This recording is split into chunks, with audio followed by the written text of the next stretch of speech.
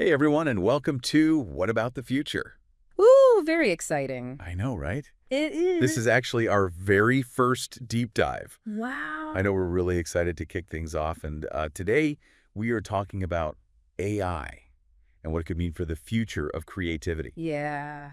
It's a big one, isn't it?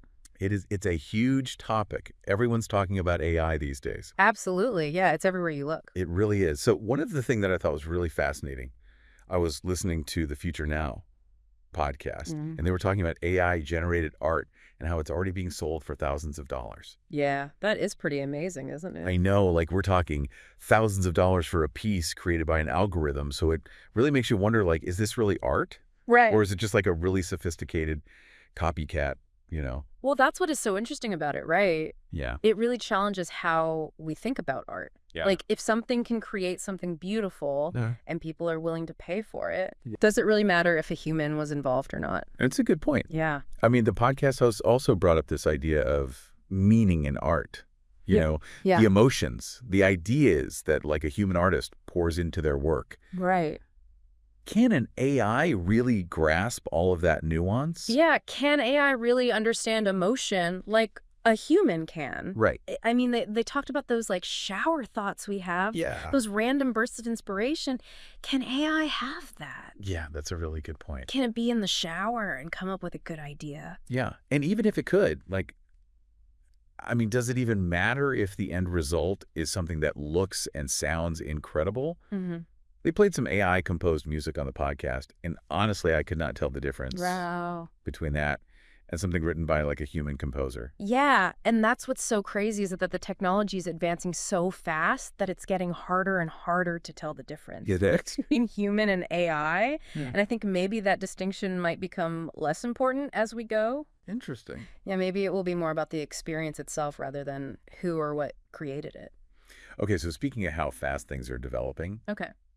Elon Musk was in a recent Business Insider article, and he predicts that AI will be smarter than humans Wow. by the end of 2026. That's soon. I know, and he's moved his timeline up, actually, Oh, really? several times. Yeah. So, you know, he initially predicted it would be like 2029, then he said 2030. Right. Now he's saying 2026, so clearly something's happening. So he's saying something we're not. Exactly. Yeah, that's a big shift in thinking. It is. If AI becomes smarter than us, Right. what does that mean for humanity? Right, and he specifically mentioned that the best minds are all flocking to the field of AI. Yeah, well, everyone wants to get in on the ground floor, right? Exactly. And Yeah. that could be what's contributing to this like accelerated pace of development. Mhm. And actually the Future Now podcast, they even discussed the possibility of AI creating entire new artistic movements. Like imagine AI-driven art forms that we can't even comprehend yet. Yeah, it's like thinking about colors we've never seen, like completely outside our frame of reference. I Yeah. mean, that is mind-blowing. Yeah, it is. But the Business Insider article also injects a little dose of reality here Okay. because it points out that there are some very real-world limitations that could actually slow down AI development, Okay. Interesting. even with all this, brain power focused on it. So what are they talking about? So they talked about hardware limitations, Okay. like the availability of GPUs, Right. these specialized computer chips that AI relies on. They need a lot of computing power, right? They do. And apparently there's a shortage of these GPUs and even a potential lack of electricity to power them all. Wow. So even if we have all these great minds working on it, Right. we might not actually have the resources. We might Not to match. Exactly. And that's not the only hurdle either. So both the Business Insider article and an MIT article that I read, they both highlighted this issue of training data. Mm-hmm. AI needs massive amounts of data to learn and improve. Right. But where is all that data going to come from? It's a really good question. Like Musk suggests using video as a solution, Hmm. and Google is apparently turning to Reddit posts. But is that really enough? Yeah. I mean, And is it even the right kind of data? Well, right. Is that enough to create an AI that's smarter than humans? Exactly. Yeah. And are we going to create AI that's just like us? Yeah. Full of biases and opinions and, Right. weird internet stuff?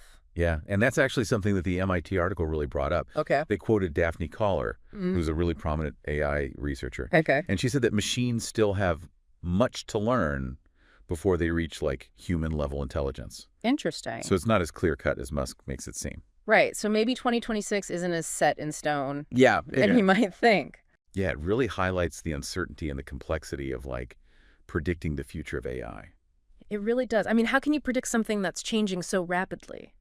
Right. So Yeah. even if AI does become like super intelligent, Mhm. can it really replicate that special something that makes human creativity so powerful? That's a big question. Like, can AI write a love story that truly captures like heartbreak or longing? You know, Right. the future now Mm. podcast really got me thinking about that.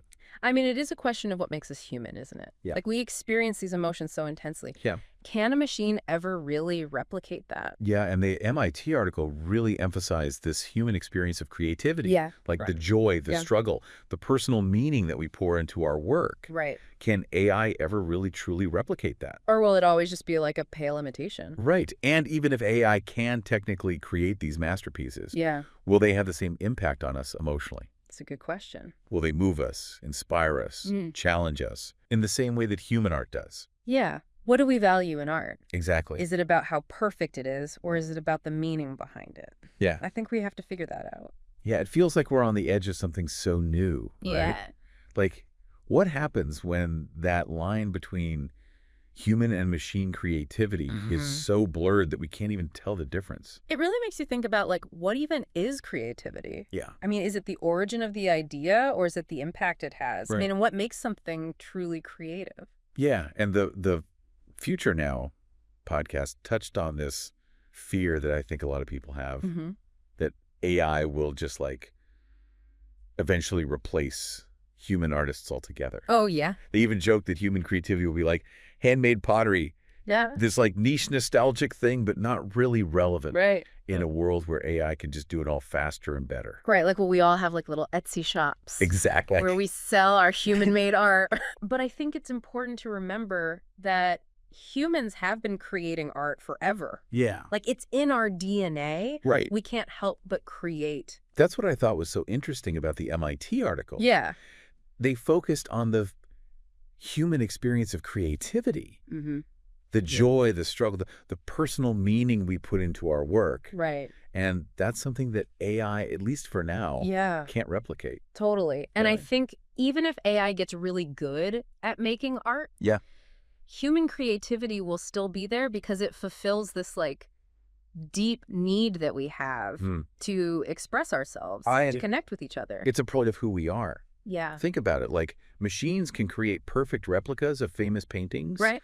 but we still put so much value on the originals. Of course. There's something about the human touch, Yeah. the imperfection even, Right. that resonates with us on a much deeper level. Yeah, we look for the story behind it. Like, Right. why did the artist make this? Yeah, and we seek out like live music performances. Mm-hmm. Even though we could just stay home and listen to perfectly recorded tracks, Right. and we read novels by like human authors, Yeah. even though AI could probably write a story Mm-hmm. with like perfect grammar and a really intricate plot. It's true. Yeah. So maybe it's not about being perfect. Right. Maybe it's about that like spark of humanity Yeah. that comes through. Like that vulnerability Yeah, that raw. that makes us really feel something. Yeah, like you're connecting with another human being Right, yeah. through their art. This brings us back to the AI generated art and music that we talked about before. Mhm. It might be like technically brilliant, Yeah. but does it really move us in the same way Right. as something that a human being poured their heart and soul into? That's a really good question. And that's something I think all of us have to kind of grapple with. Like, Yeah. what do we actually value in art? Right. Is it the technique or the emotion? Yeah. Is it originality Mm-hmm. or is it just impact? Right. I don't know. It's a lot to think about. It is. And it's probably going to change as AI keeps developing. I Right. mean, who knows what art's going to look like in 5 years even. Exactly. And how will AI reshape our relationship with creativity? Right. Will it become like a collaborator or Mm. a competitor or something else entirely? I think it could be all those things, honestly. I mean, this is totally uncharted territory. Right. I mean, it's exciting, but it's also a little scary. It is a little bit. Yeah, but I think the important thing is to talk about it. Yeah. To really like think about these things Yeah. and, you know, consider all the different possibilities. Because we have a say Yeah. in how this all unfolds. Do we have a choice in how AI shapes the future of creativity? It's like that saying, the best way to predict the future is to create it. I love that. We're not just along for the ride here. You were not. We get to steer the direction. We do. And the more we know about AI, the better we'll be able to make those decisions. Right. Like, we need to understand its strengths and its weaknesses so that we can make sure that we're using it in a way that benefits humanity. It's a partnership. It is. It's like we're at the edge of this new frontier. Yeah. And it's up to us to decide what kind of world we want to create. Totally. And AI is a powerful tool. Yeah. But it's a tool that we control. It's a reflection of us. Exactly. So the future of AI and creativity isn't just about what AI can do. It's about what we choose to do with it. It's about making conscious choices. Exactly. And taking responsibility for the future. It feels like we're on the verge of something truly transformative. Yeah. Where those lines between human and machine creativity, they start to blur. Yeah. And we have to really redefine what it means to create, to express, to be inspired. Yeah, it's definitely a lot to think about, but what does all this mean for like the average person listening to this? That's a great question. Why should they care about AI and creativity? Well, I think whether you're an artist or just someone who enjoys like listening to music or reading books or watching movies.